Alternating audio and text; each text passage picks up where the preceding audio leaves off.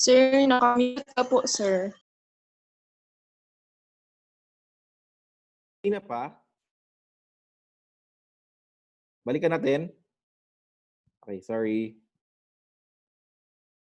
Kanina, pag-start pala nakamute na. Okay, so balikan tayo ha. So metallic impregnation class, ito siya. Okay? So this type of impregnation is usually done sa ating mga delicate specimens. Okay? For example, our nervous tissues. So we use silver stain as a very good example for this. Ito yung pinaka-common.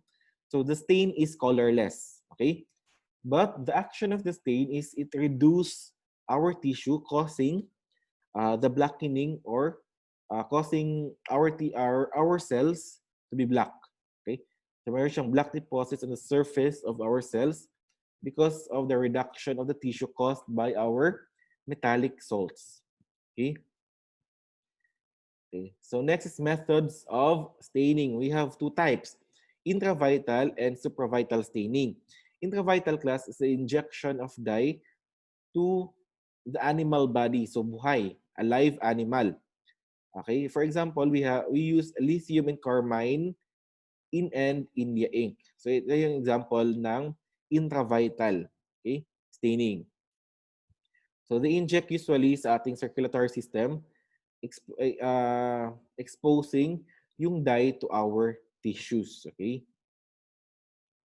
Next, we have supravital staining, the stain applied onto the cells after removal from the animal body. So ito yung usual nating ginagawa.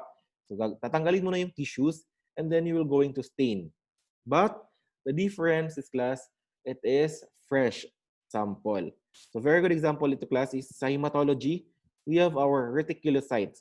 So reticulocytes class are our immature RBC. Kung nakikita ninyo, these are RBC class na wala pa siyang biconcave. Diba? But, meron siyang, kung makikita ninyo, yung sinestain dito class are the remnants of the nucleus ng ating immature RBCs. So, yung mga violet dyan class, those are remnants ng nucleus. Okay? Since these are immature RBC that are being exposed or nakacirculate na sa ating system. Okay? So the best example for our supravital staining is our neutral red and then our Janus green. Janus green is for our mitochondria. It stains our mitochondria. Okay? So next we will going to discuss the most common or the routinely used staining procedure. We have the hematoxylin and eosin. Okay? Hematoxylin, as we all know, it is extracted from the heartwood of Hematoxylin capicianum. So Jamaica Voltaire was the first person to use hematoxylin in histology. Okay? Parang bark siya ng class, kahoy, and then it's being ripened or oxidized to form this type of stain. Okay? So may be done by exposing the substrate to air or sunlight. So this is ripening. May be done, ito na yung sinasabi ko kanina, you can use kasi nga yung exposure to air and sunlight, yung natural ripening, medyo matagal siya, slow process siya. So in order to hasten the ripening process, we do add oxidizing agents. So for example is hydrogen peroxide, okay, mercury chloride. So mercury chloride is for ripening our Harris hematoxylin. Potassium permanganate, we have sodium perborate, sodium iodate for ripening agent for our Ehrlich's hematoxylin, since we have different types of hematoxylin. Okay? So first, we have the alum hematoxylin. Alum hematoxylin class, yung mordant niya is the potash alum or the potassium aluminum sulfate or simply alum. So it produces a good nuclear stain. So it colors our nucleus red. Okay? Example of our alum hematoxylin is we have the Ehrlich's hematoxylin. Okay? Slowly ripened by a sodium iodate. So yun yung kanyang ripening agent or yung oxidizing agent. Next, we have Delafield's hematoxylin. Slow ripened pa rin siya, air and sunlight. Next, we have the Harris hematoxylin. Harris hematoxylin class, ito yung meron sa atin. Harris, Gills, and Mayers. Okay? So Harris hematoxylin, yung ripening agent or oxidizing agent niya is mercuric oxide. For Gills, we have sodium iodate, same with Mayer's hematoxylin. Yung kanyang oxidizing agent or the ripening agent is sodium iodate. Next, we have iron hematoxylin. Iron hematoxylin naman class is usually used sa ating hematology. Okay? Iron hematoxylin. So, meron siyang iron salts used as oxidizing agents and mordant. Example for this is our Weger's hematoxylin. So, it is a ferric chloride in combination with Van Gieson stain and can demonstrate connective tissue elements and entamoeba histolytica in sections. Okay? So standard iron hematoxylin for nucleus and connective tissue fibers. Van Gieson stain is good for demonstrating collagen. Okay? Hidden Hans hematoxylin class is a ferric ammonium sulfate for its oxidizing agent. It is used for staining mitochondria, muscle striations, and chromatin and our myelin. Ito siya. So this is Weger's hematoxylin. Kung nakikita nyo class, kita yung difference. For alum hematoxylin, usually parang reddish na parang violet, bluish yung alum hematoxylin, yung byproduct niya. Ito yung usually na ginagamit natin for histopathology staining, si alum hematoxylin. Ito naman, kung nakikita ninyo, hematoxylin siya. Okay. Pero yung kanyang end product is bluish, di ba? So sa color pa lang, meron ng difference on those types of hematoxylin. Ito naman, tungsten hematoxylin. We have tungsten at it as its mordant. So example for this is our Mallory phosphotungstic acid hematoxylin. Okay, also known as Mallory's hematoxylin or PTAH hematoxylin. So to ripen, stand in a light for several weeks or use potassium for immediate ripening. So it is used for staining our muscle striations. So nakikita niyo ito? Iba-iba na naman siya. Kung kanina reddish, violet, and then followed by blue. Ito, combination siya ng dalawa. Parang more on the bluer side siya. So these are striated muscles stained using our Mallory's phosphotungstic acid hematoxylin. Okay. Next, we have the copper hematoxylin. Okay, copper hematoxylin class are used for study of our spermatogenesis. Okay, yung mga spermatogonia. Okay, so this is an appearance of a sperm stain using copper hematoxylin. Next, we have eosin. Eosin naman class is the counter stain for our HNE. Okay, so if our hematoxylin is used is a nuclear stain, our AUC naman is a cytoplasmic stain. Okay, a red avid dye routinely used to dye our histopathology as a counter stain after hematoxylin and before methylene blue. Okay, so we have three forms of hematoxylin. We have eosin Y, eosin B, and ethyl eosin. Okay, eosin Y is the most common, but we have ngayon class we have all sorts of meron ng iba't ibang klase ng eosin. Depende kung ano yung combination. I think we have eosin A na. Depende na. Okay? So, ito yung appearance if you're going to use eosin as a stain. Yan. Reddish to orange ang kanyang hue or yung palang colorization. So, this is the HNA step-by-step procedures. Okay? Now, results of the HNA staining. Okay. So, usually class, we have different types of results. Depende kung anong klaseng specimen ang meron tayo. Okay? For a usual or yung routine specimen, for H&E staining, yung nucleus or yung nuclei is blue. Since nga, di ba, we are using hematoxylin as our nuclear stain. So, generally, our nucleus will appear blue to black. Caryosome, dark blue, since it is part of our nucleus. Okay, cytoplasm, proteins and edema fluid will appear pale pink since nga, di ba, cytoplasm is stained by eosin, since eosin is a cytoplasmic stain. Calcium and calcified bone, purplish blue. Okay, general ito. Muscle fibers, deep pink. Okay. Hematoxylin 1 was first stain is clear. Okay. Eosin 2 counter stain for muscle fibers sa cytoclast, cytoplasmic. Okay. Modified H&E staining. It is type of a progressive staining, so no differentiation phase. For frozen section, diretso siya. Yung frozen section class, walang heat fixation kasi ang ginagamit for frozen section. So, ang diretso siya H&E staining. So, we have bluing portion. Kung mapansin nyo class, merong bluing portion dito sa atin. So, bluing agent. So, the bluing agent is the ammonia water. So, we have different types of ammonia water.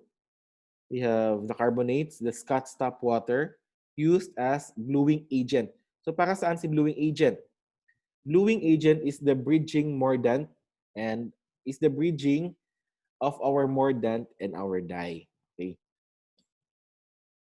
Okay. So we have other stains with other different uses. Okay. So benzidine used for hemoglobin, acridine orange for our DNA, crystal violet for amyloids, gentian blue for dextrine, Congo red for our embryos, iodine. Okay, it's the oldest type of stain. I know iodine, you have also used that to stain or for wet preparation, di ba? Sa fecalysis, di ba? Malachite green, used still sa fecalysis, sa parasitology. Contrast stain for Ascaris egg. Okay. So, Janus green B for mitochondria during intervital staining. Night blue, substitute for carbofuscin in acid-fast staining. So, I know you have performed acid-fast, same bacteriology for gram-negative bacteria. Victoria blue demonstrates neuroglia in frozen sections. Okay. So, like chromes, these are oil-soluble dyes. So, not real dyes. So, it has no oxochrome. So, lysochromes are used for oil-soluble dyes. Periodic acid shift reaction used for fungal wall. Generally, class, periodic acid shift is used to stain our carbohydrates, PAS. Okay? PAS, use a past stain. So, ito yung stain. Kasi nga, di ba, our fungi, our fungal walls are made up of carbohydrates, di ba, glycogen. So, we use periodic acid shift. Tuloy din blue, used to demonstrate mast cell in tissues. Mast cells are also known as your basophils. Okay? And then the Gomoris trichrome, the best staining procedure for demonstration of reticulin. Nakikita nyo, class? So, like chrome, oil siya. These are fatty acids, yung mga fat cells. So, hindi siya masyadong stained. So, like chromes, lysochromes, okay? This is a periodic acid shift, okay? Stained violet, yung ating mga carbohydrates. And then, the Gomoris trichrome. Kung nakikita niyo, class, trichrome nga siya kasi meron siyang 3 different colors. Meron siyang light blue, meron siyang violet, and meron siyang red. Okay? Reticulin. Next, we will go, after staining class, we go to adhesives. Okay. Before staining pala ito class, sorry. Na-delay si adhesive. So after sectioning class, we use adhesive so that yung tissue natin will stick sa our glass slides.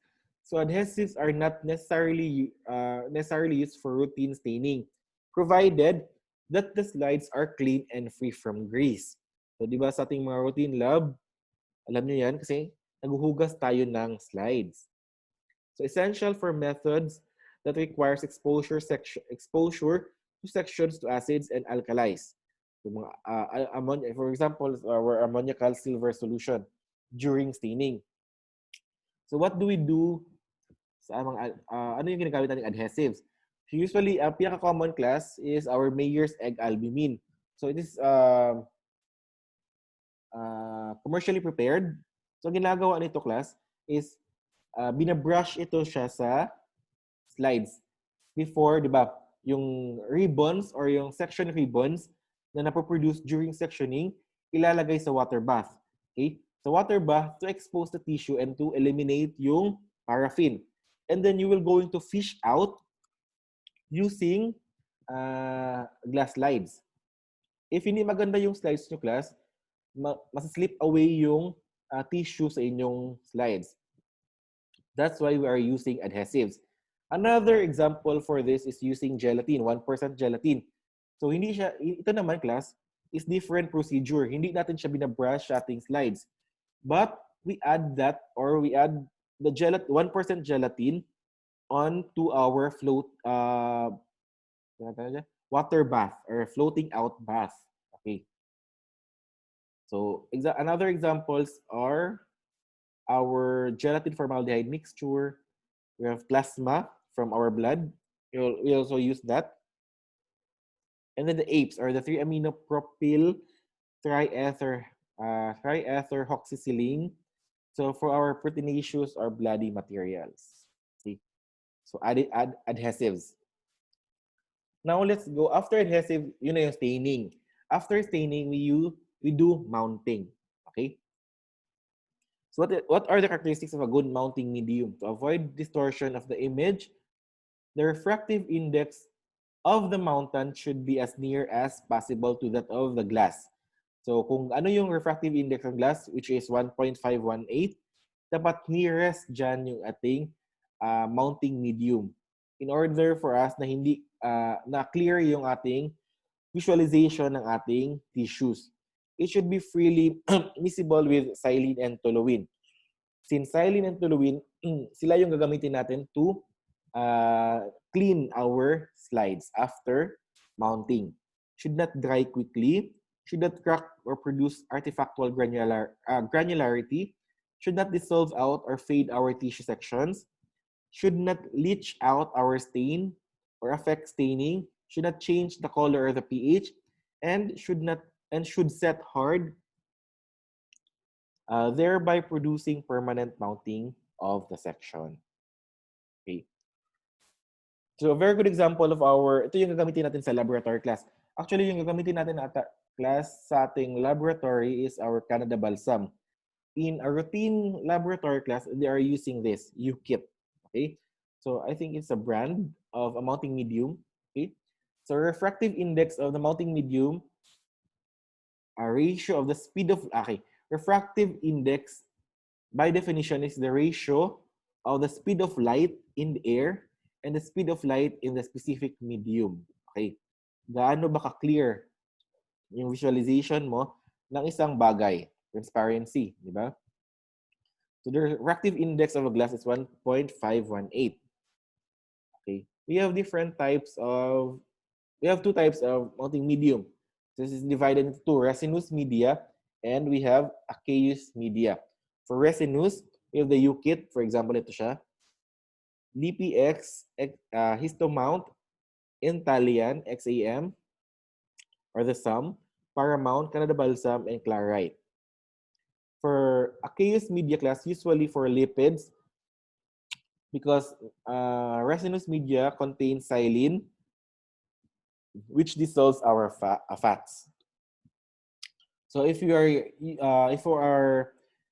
using or doing fatty tissues, we use aqueous media for mounting. Example is our Kaiser's. Example of a glycerin, a mounting medium. Kaiser's 1880. Okay, so it has a specific refractive index of 1.47. We have gum arabic, also known as the Farron's medium, caro corn syrup, Apathy's medium, Brand's fluid, which is recommended for mounting frozen sections from water. And we have the most commonly used mounting medium. We have water, okay, for fresh sample. Yan, this mounting. May ibang procedure class that they are putting the mountant or the mounting medium sa cover slip. Okay? And then ilalagay sa tissue, sa glass slide na may tissue. May iba naman na they are dropping directly on the tissue and then before they put the cover slip. Depende yan kung saan tayo mas hiyang or saan yung maganda ang result. Okay? After mounting class, if you are going to preserve our tissues, sometimes they do ringing. Ringing class is a process of sealing the margins of the cover slip to prevent the escape of fluid or the semi-fluid mounts and evaporation of the mountant. To immobilize the cover slip and to prevent sticking of the slides upon storage. Okay. So ito, prepared slides ito class, di ba? Kung nakikita ninyo yung mga prepared slides natin sa laboratory, meron siyang parang black na bilog sa paligid niya. So those are the ringing medium. Okay? Because nag-undergone siya ng ringing to preserve yung mga prepared slides na yon. So what do we use for ringing? We have chronic cement.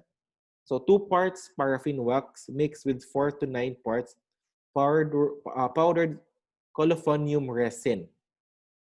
Another is the Durofix, which is made up of cellulose adhesives. Okay. I think that would be the last part ng ating staining procedures. Okay. So, any questions so far? Anyone? Ito na yung... Okay. So, ilan tayo? We have 7. Okay. If you have a question, you can unmute yourself. Anyone?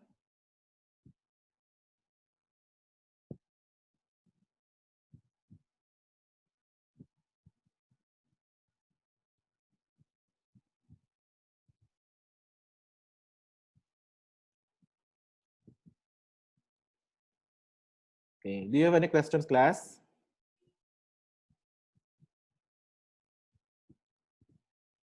Okay. So this will be our last Zoom meeting for histopathology for this summer. Okay. So after this, I think Thursday in exam. So after that, first semester na. Okay. So we'll going. I don't think I have classes sa inyo sa first sem. Okay. May questions ba kayo, class? Before we end? Anyone? Wala na po ata, sir. Okay.